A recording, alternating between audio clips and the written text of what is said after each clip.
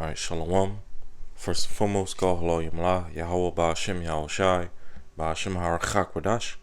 Double honors to the apostles, the bishops, and the elders of Great Millstone who rule well, as well as teach well, and peace and salutations to the hopeful elect of the nation of Israel, scattered throughout the four corners of the earth. And the title of this video is going to be Death Before Dishonor. Alright, death before dishonor. Alright, because, as we clearly see, looking at the world through the lens of Bible prophecy, we see Esau, Edom. Alright, it's getting ready to come down, great wrath. World War III is closer than ever. Okay, and what's also closer than ever, alright, is Esau coming with the charagma. As we see, he's going more and more forward with the working of Satan with all power, signs, and lying wonders, pseudoscience, AI. Okay, looking to pretty much shut everything down. Okay, and restart his whole entire system up in a digital way. Okay, pretty much enslave all humanity through the charagma. Put everybody in a digital captivity, digital slavery. And that's what the fourth industrial revolution is all about. Okay, pretty much merging man with a machine through technology. The charagma with AI governing over all of this technocracy that Esau is getting ready to set up in the earth. Okay, to establish his NWO order. But as the Lord through the Apostle Paul, who was quoting what the Lord told the prophet Elijah. Okay, when you read in Romans the 11th chapter, Most High told Elijah, which the Apostle Paul quoted in Romans the 11th chapter, that he was already reserved unto himself 7,000 men, perfect number of men.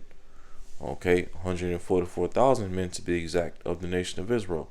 All right, along with the rest of the elect behind the 144. Okay, to do what? To not bow the knee to the image of Baal. To not bow the knee to the image of this beast system. Okay, or take his charagma, or pretty much conform themselves to the NWO. Okay, and we the hopeful elect. The Lord is pretty much building up our faith and building up our spirits and our mindset, to the point where, hey, as we see Esau, Edom is getting ready to come down with great wrath and implement his NWO via the charagma. We the hopeful elect, we're willing to, die and go back to the spirit world than, to see this earth ran for 1 second, all right, under Esau's NWO system, with all his pseudoscience and his technology and his wicked desires flourishing throughout the earth. Okay, and I want to go into the book of 2nd Maccabees. All right, 2nd Maccabees, the 6th chapter. Okay, in which when you're reading a chapter, and pretty much when you read throughout the books of the Maccabees as a whole, all right, 1st and 2nd Maccabees, all right, pretty much you read about during the time of Antiochus Epiphanes. Okay, Antiochus Epiphanes sought to set up basically a new world order system of that time, during the time of the ancient Greeks. Okay, and of course when you read throughout the Maccabees, Antiochus Epiphanes and his armies were constantly just going around, amongst our forefathers, the Jews, primarily Judah, Benjamin, and Levi, Hellenizing, okay, just rape, robbery, and murder, okay, forcing us to leave our children uncircumcised, all right, forcing us to bow to Greek gods and Greek idols, forbid us from circumcising our children and keeping a Sabbath and the high holy days and keeping the laws. All right, and when you read in this chapter in particular, 2nd Maccabees 6th chapter, from about verse 1 down to pretty much verse 9, it goes into how, all right, basically King Antiochus, he basically sent an ambassador okay, to the Holy Land, to Jerusalem, okay, and defiled our temple, you know, setting up Greek gods and Greek idols within the temple, okay, offering up, wicked, abominable sacrifices in the temple, swine and all of that, had orgies in our temple, and encouraged, many of our forefathers that were of the priesthood to partake in these lewd practices, okay, forsaking the laws of Yahweh Shemashai, you know.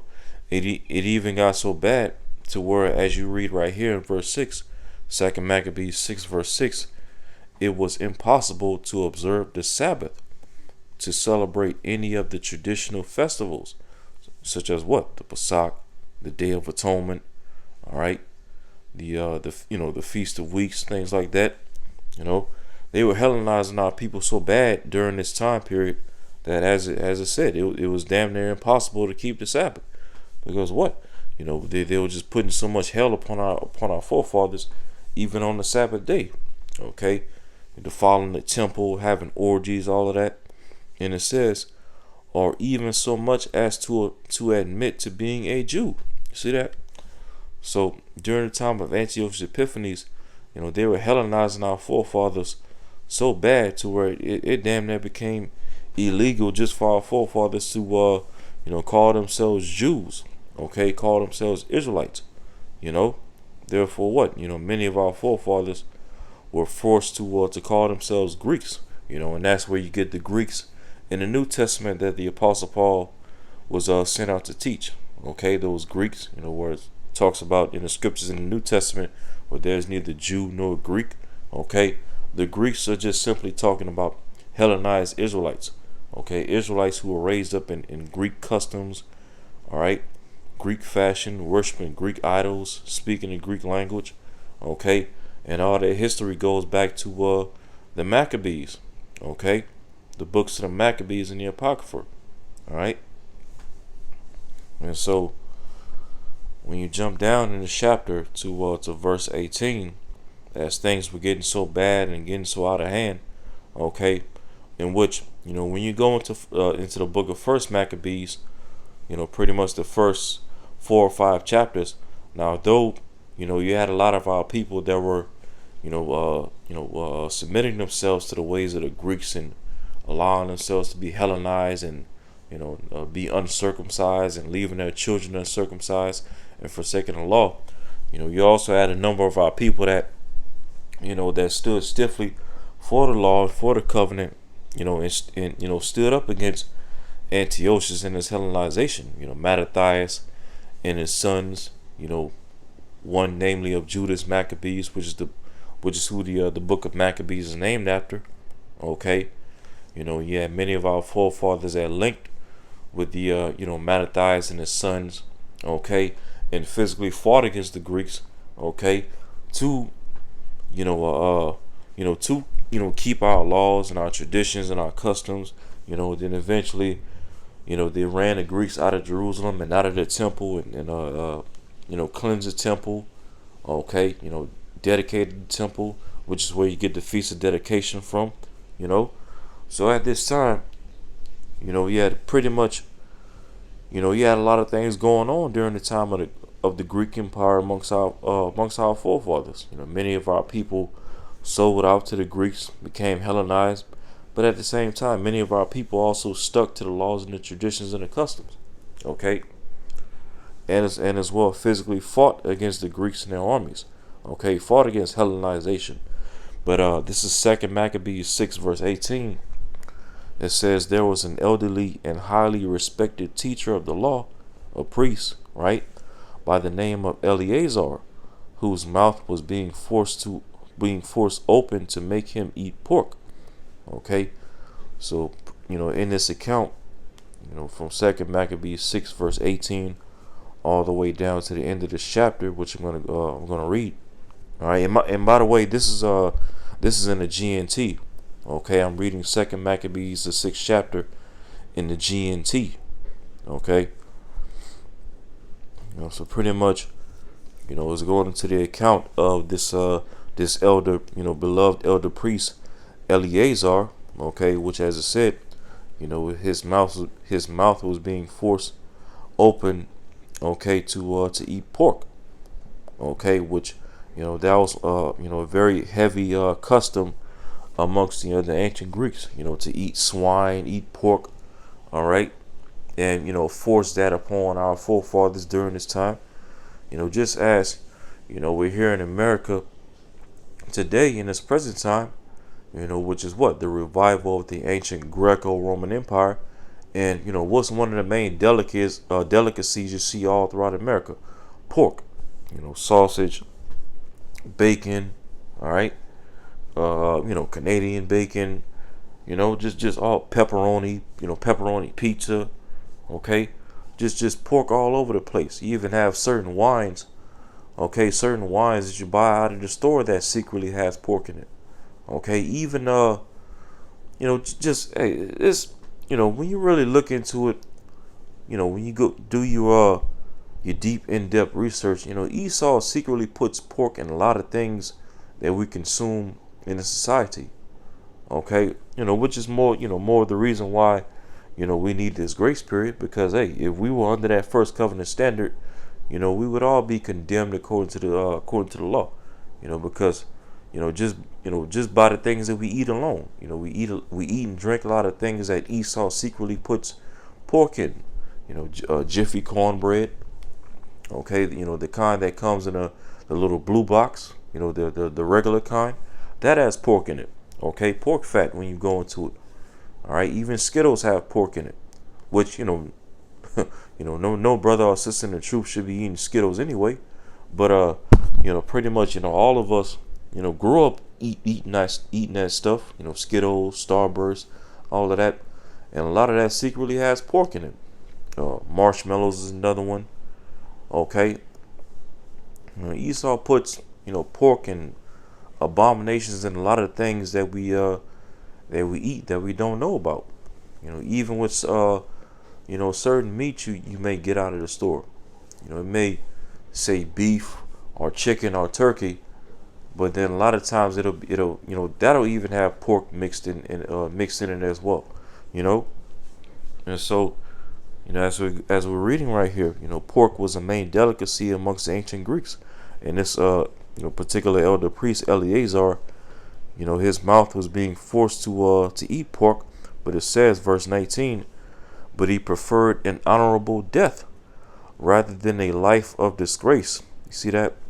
So, this priest Eleazar, okay, he preferred an honorable death because what? He wasn't eating that swine.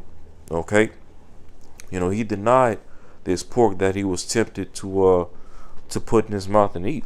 Okay, but rather he chose an honorable death rather than a life of disgrace. He chose death before dishonor, right? It says, so he spit out the meat and went willingly to the place of torture. Okay, he went willingly to the place of torture, showing how people should have courage to refuse unclean food, even if it cost them their lives. So not only was he denying his pork and denying the custom of the Greeks, for his own name's sake, for his own reputation's sake, but he was also doing this as well to make himself an example to the rest of our people at this time, to basically stand still before Yahweh Shema Shai and the laws, and don't conform to the ways of the heathen. All right, even if it means being faced with death, and pretty much we can liken this whole entire account to when we're going to be faced with the hour of temptation, when we're going to be faced with that charagma. Okay, hey, because the Lord is raising up us, the hopeful elect, more and more in these outer days, to hate our lives and in His world, okay, and to love not our lives to the death, okay, to pretty much be willing to die rather than bowing the knee and conforming to Esau's system, going into the NWO, and most certainly, okay, willing to die and get beheaded, okay, for the names of Yahweh Shema Shai's sake, rather than take their charagma. You see? So it says, verse 21, those in charge of the sacrifice had been friends of Eleazar for a long time, and because of this friendship, they told him privately to bring meat that was lawful for him to eat. Yeah, so many of the priests that was close to Eleazar, okay, when they saw him, deny the pork, they spit it out of his mouth. They basically came, to the king, and it was like, look, just give him some, give him meat that's lawful, and let him pretend like he's eating the unclean meat. It's going off. Okay, it says he need only pretend to eat the pork. They said, and in this way, he would not be put to death. So they was basically like, just let him pretend to eat it. Okay, just let him act like he's eating it. Okay, so that he won't, suffer such a gruesome death. All right, but this is verse 23. This is Eleazar's response to that conspiracy. He says, but Eleazar made a decision worthy of his gray hair and advanced age. All his life he had lived in perfect obedience to the Most High's holy laws. So he replied, kill me here and now. See that? Hey, that's the mindset. That's the mindset of our forefather Eleazar. He was like, look, just kill me now. All right, I'm not gonna eat it. I'm not even gonna pretend to eat it. Okay, I'm gonna stick to the ways of my power, Yahweh, and I'm gonna stick to His laws and His commandments. Okay, even if I gotta die for it. That's the mindset of our forefathers. Okay, who still stick before Yahweh Shema Shai. You see, and we the hopeful elect. We ought to have this mindset in this day as well. As again, Esau is getting ready to come down with that charagma. Like, look, I'm not taking this. I'm not about to come this far to forsake my power. Look, do what you got to do, Esau. Just take me out now if that's the case. All right, because I'm not bound to knee. It says verse 24. Such deception is not worthy of a man of my years. Many young people would think that I had denied my faith after I was 90 years old. Yeah, so basically he was like, why in the hell would I bow the knee and eat this pork? Okay, in my old age, knowing that I'm about to, pretty much go back to the spirit world very soon anyway, just simply because I'm up in age. All right. And he also knew and understand as well that if he did bow the knee and eat that pork, okay, it will basically ruin his reputation. It would have a lot of the the youth of our people at that time thinking that he lived all the way up to this old age, keeping the laws, keeping the commandments, okay, sticking closer to Yahweh Shema Shai, just to end up denying Yahweh Shema Shai in his old age. Okay, all because of being faced with a little adversity. Eleazar didn't want to go out like that. Okay, he didn't want to go out with that reputation. So it says, verse 25, if I pretend to eat this meat just to live a little while longer, it would bring shame and disgrace on me and lead many young people astray. Because he knew and understand that, by him setting that wicked example, it would also cause many of the youth to stumble and fall and bow the knee as well, okay, to the ways of the Greeks at that time.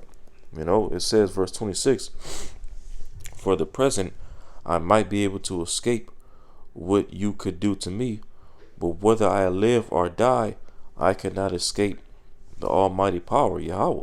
Okay, verse 27, if I die bravely now, it will show that I deserved my long life. It will also set a good example of the way young people should be willing and glad to die for our sacred and respected laws. As soon as he said these things, he went off to be tortured. Yes, he wanted to die like a man, righteous man, a man of integrity.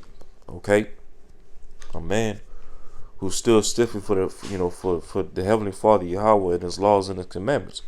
That was the example that Eleazar wanted to set to the youth, okay, in the face of adversity at this time. And likewise, that's why looking at this example that we're reading, that's why it's so important for the leaders of Israel in this time to speak out against the charagma and all these things that Esau has coming down the pipe, okay, for the purpose of what? Not only for their name's sake, okay, to keep their reputation, pure and clean in the eyes of Yahweh Shemashai, but also set a righteous example for their congregations as well. Don't bow the knee, don't take the charagma, okay, don't conform to Esau's NWO system, okay, it's all wicked, it's anti Yahweh Shemashai, okay, and it's going to be destroyed. And if you bow the knee, you're going to be destroyed right along with it. You see, and that's the example that our apostles and elders and bishops of Great Millstone have been setting for us here in Great Millstone, all the way down to the least of us. Okay, don't bow the knee, don't take the charagma, and if it's written for you in the story, go back to the spirit world, not bowing the knee or taking the charagma. Die a righteous death. It says, verse 29, and the very people who had treated him kindly a few minutes before now turned against him, because they thought he had spoken like a madman. You see, and that's going happen in this time when that charagma comes. You're gonna have a lot of our people that that know that they're Israelites in even in the camps, okay, that know and understand that the MOTB is the micro C hip, and they were not supposed to take it, okay. But then you're gonna have those of us of the hopeful elect that's gonna be standing stiffly, all right, in that day and not take the charagma. And many of our people that know that they're Israelites, that's even in these different camps, when they're going to be seeing the boldness of the elect, okay, not bowing the knee and not taking the charagma, they're going to be even getting weak in the faith and looking at some of us like madmen, like, damn, I ain't signing up for all of this. Okay, this shit is a little too real for me. Oh no, my kids gotta eat, I gotta eat, I can't do this no more. And hey, and that's what's going to happen to a lot of these jakes that's in these different camps, that's following these leaders, that's not warning them of the times to come, that's not warning them of the MOTB or Jacob's trouble. Okay, they're going to be looking at a lot of us that's up the hopeful elect, especially here in Great Millstone, that's been constantly warning against the MOTB and warning of the signs to come. All right, when Esau comes down great wrath, they're going to be looking at us like madmen. Okay, looking at us like a bunch of fools because we stand so stiffly for the names of Yahweh Shemal Shai. But hey, that's all right. Because we would much rather, die like fools for Yahweh Shemal Shai than to live like fools following after Esau Edom in its NWO system that's going to be destroyed by Yahweh Shemal Shai any damn way. It says, verse 30, when they had beaten him almost to the point of death, he groaned and said, the Lord Yahweh possesses all holy knowledge. He knows I could have escaped these terrible sufferings and death. Yet he also knows that I gladly suffer these things because I fear him. Okay? You see, and that's the spirit that, we the hopeful elect, pray to Yahweh Shemal Shai to keep us in, when we face the hour of temptation. Okay? Choosing, rather to suffer because we fear Yahweh Shemal Shai. Okay, and we're not going to bow the knee rather than seeking to escape suffering and escape temptation by bowing the knee, you see, and conforming to Esau Edom's NWO system. All right, it says verse 31, so Eleazar died, but his courageous death was remembered as a glorious example not only by young people but by the entire nation as well. Yeah. And his courageous death is a glorious example even to this very day. As we're in our last, final captivity, the last days of our final captivity here in Babylon the Great, under Esau Edom all over again. Okay. Bringing forth back, ancient Greco-Roman customs. Okay. The story of Eleazar that we just read right here, okay, in his courageous death, it is an example, to our people throughout all generations, and more so now as we're getting ready to face our hour of temptation in this very day, okay, not in the form of pork, but instead in the form of that charagma. And so, as pretty much, the mindset of our forefather Eleazar right here. He was willing to die an honorable death than to live, all right, than to continue living a dishonorable life in his old age, by not, eating that pork, just like, we're not gonna take the charagma, all right.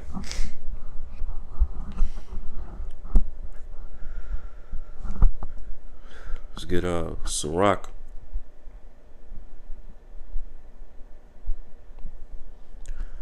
Sirach 41.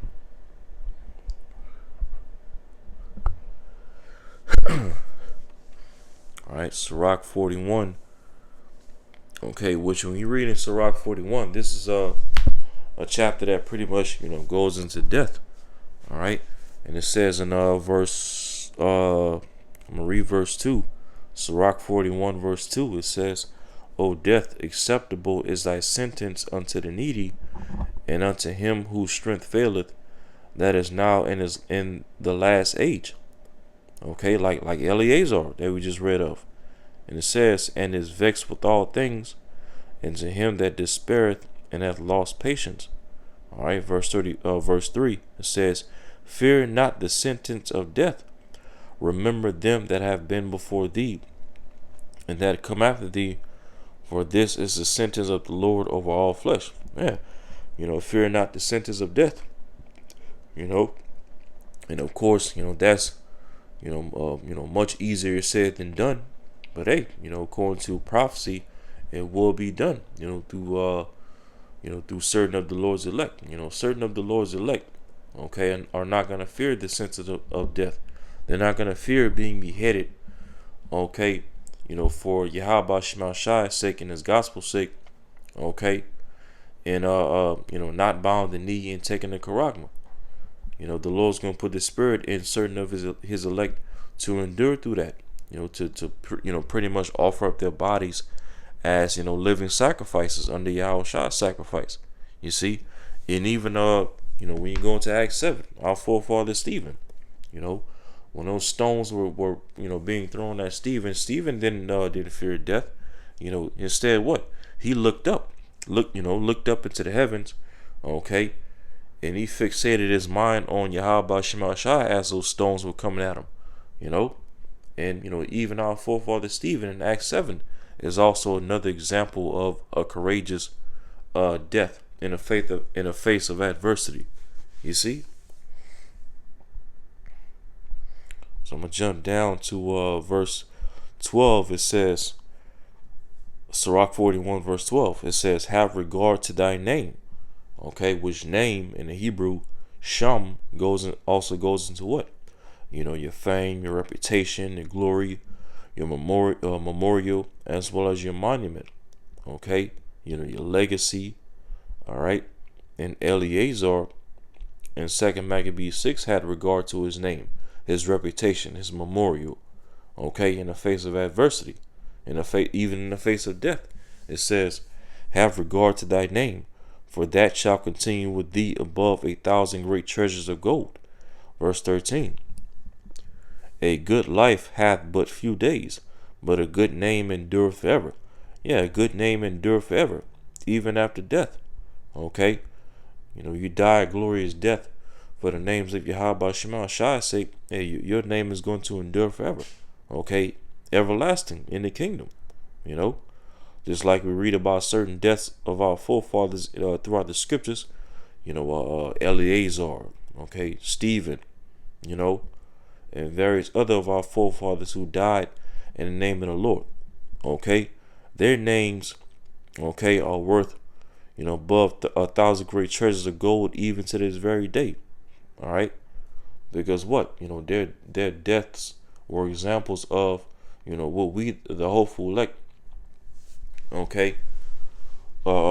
to do in the face of death in these times. Stand stiffly for the name of Yahweh Shema Shai. Don't bow the knee, don't conform, to the, to wickedness. All right, stand boldly for righteousness as lions.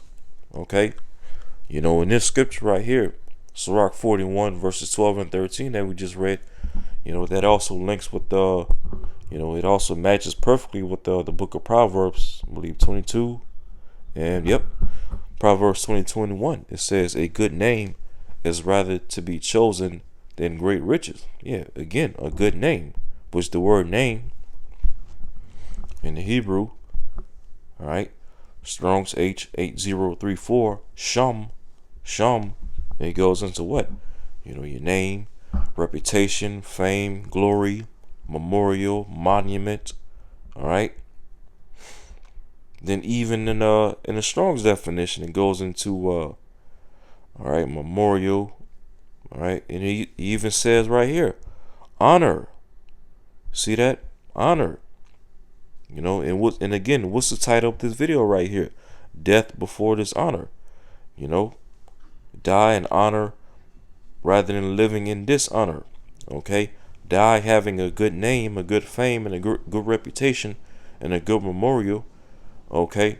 Rather than living with a stained reputation, or a stained memorial, or a stained legacy. Dishonor. Okay? Then this word shum, it also goes into authority, character, renown, report. Okay? Yeah. So as it reads again, Proverbs 22 verse 1, a good name or a good reputation, a good memorial, right, is rather to be chosen than great riches, and loving favor rather than silver and gold. And ultimately loving favor from who? Not loving favor from the wicked. Loving favor is rather to be chosen, okay, by from Yahweh Shema Shai, rather than gold or silver.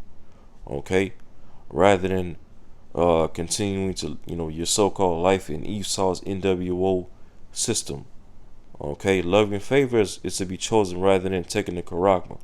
All right, and hiding under the shadow of Esau Edom.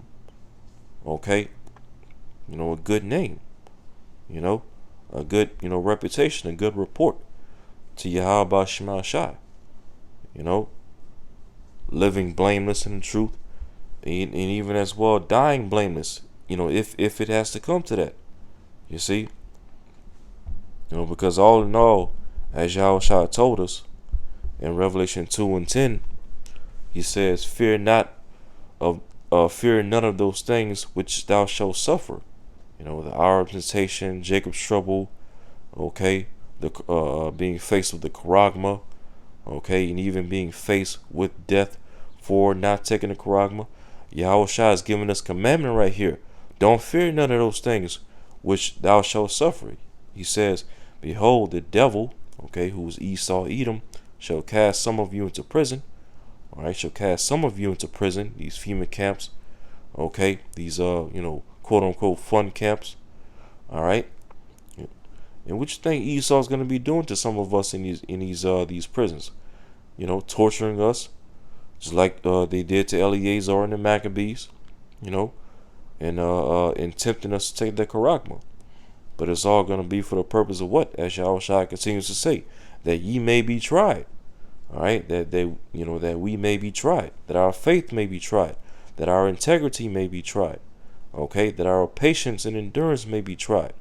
Okay, and ye shall have tribulation 10 days. All right, 10 days just being symbolic of a perfect amount of time.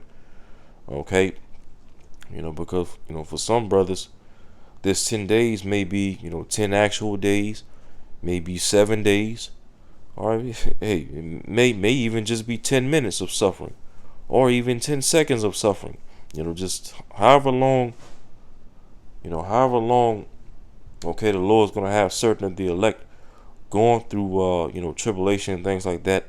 It's gonna be perfect according to the measure of faith that they've been given. Okay, it says, and ye shall have tribulation 10 days, be thou faithful unto death. See that? Be thou faithful unto death, just like Eleazar. All right, and I will give thee a crown of life. See that? So Yahushua is giving us a straightforward commandment right here. Be faithful unto death.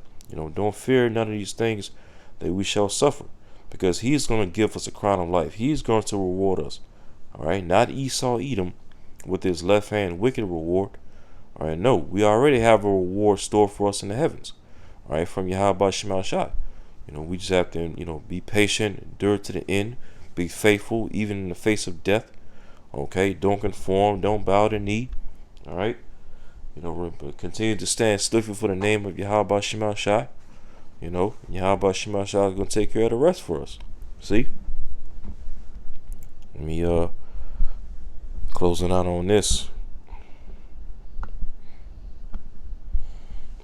This is Proverbs chapter 116. It's like it, not Proverbs. This is Psalms chapter 116, verse 15. It says, "Precious in the sight of the Lord, Yahweh Shema Shai, is the death of his saints." Yeah, because the Lord looks at the death of of his elect as precious. Because he knows that the elect are dying, for his name's sake and his word's sake, as well as dying to make themselves righteous examples for the believers. To be courageous and stand stiffly for the name of the Lord. Okay, and to be rewarded by the Lord when it's all said and done. Okay, so I'm pretty much ended off on there. Lord willing, this video was edifying. Until next time, shalom.